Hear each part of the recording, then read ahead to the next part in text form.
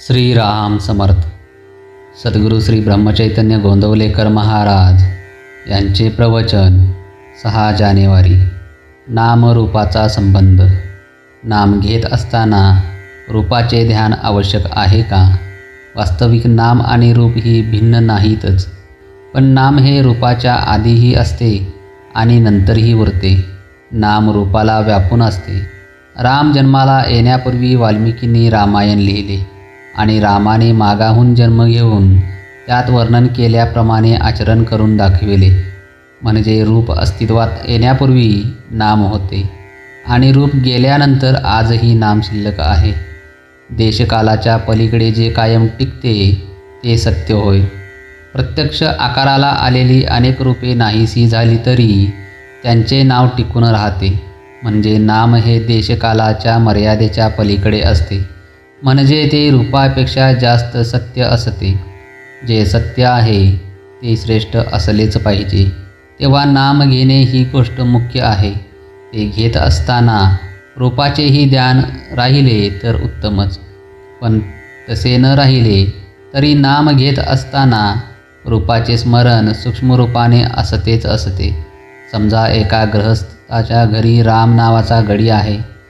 तो गृहस्थ राम राम असा जप करीत बसला आहे, पण त्याचे लक्ष रामरूपाकडे नाही. मनात काहीतरी दुसरेच विचार चालू आहेत. अशा वेळी त्याला जर एकदम विचारले की तुम्ही कुणाचे नाव घेत आहात, तर अर्थात रामाचे असेच उत्तर तो देईल. हे उत्तर देताना त्याच्या मनात दाशरथी राम हीच व्यक्ती असणार, रामगडी ही व्यक्ती नसणार. याचाच अर्थ असा की नाम घेत असताना रूपाचे ध्यान सूक्ष्मरूपाने आत जागृत असते. म्हणूनच रूप ध्यानी येत नाही म्हणून अडून बसू नये. नामस्मरण करण्याचा अट्टाहास ठेवावा. त्यात सर्व काही येते.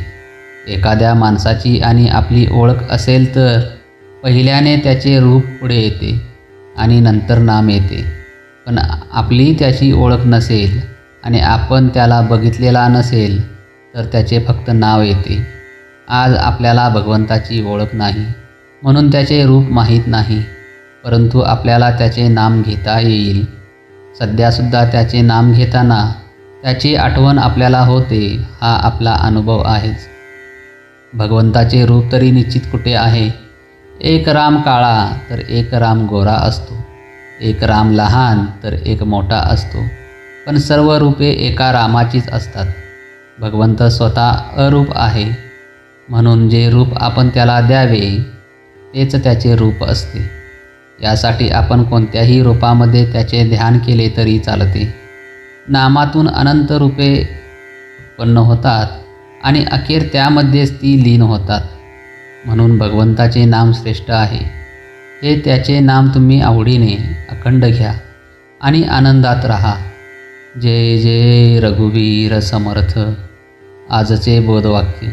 दानात दान, अन्नदान, उपासनेत उपासना, सगुणाची उपासना आणि साधनात साधन नामस्मरण. श्रीराम समर्थ.